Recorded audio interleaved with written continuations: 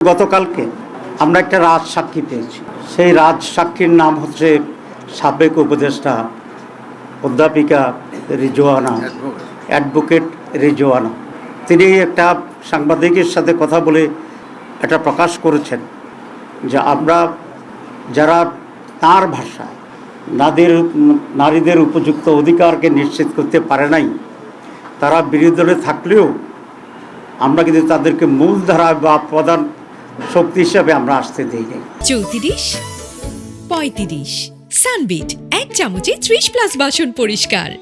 তাহলে বোঝা যায় আমরা যে ইলেকশন ইঞ্জিনিয়ারের যে কথা আসছিল বা আসছে, সেটাকেই উনি নিজেই স্বীকার করে রাজসাক্ষী হয়েছেন।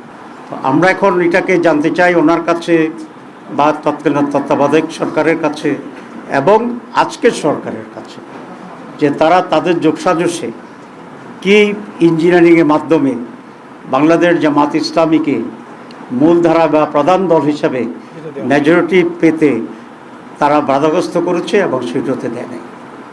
এবং আমরা এটাও জানতে চাই মাননীয় সাবেক উপদেষ্টার কাছে যে ইঞ্জিনিয়ারিংয়ে ওনার সাথে আর কারা কারা জড়িত ছিল, পুরা গভর্নমেন্ট ছিল নাকি গভর্নমেন্টের একটি শক্তিশালী অংশ ছিল যারা নির্বাচনকে প্রভাবিত করেছে, এবং তাদের ডিজাইন অনুসারে সেখানে DC, SP, TNO, OC, presiding officer ইত্যাদি নিয়োগ করে আইনশৃঙ্খলা পরিস্থিতির লোকদেরকে নিয়ন্ত্রণ করে তারা তাদের এই কাঙ্ক্ষিত যে সংখ্যা, সেই সংখ্যায় একটি দলকে জিতানোর জন্যে তারা ব্যবস্থা গ্রহণ করেছিল।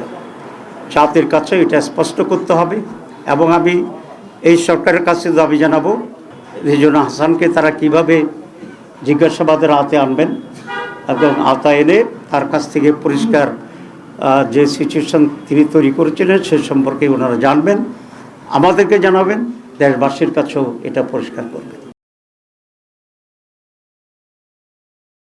34, 35 সানবিট 1 চামচে 30+ বাসন পরিষ্কার।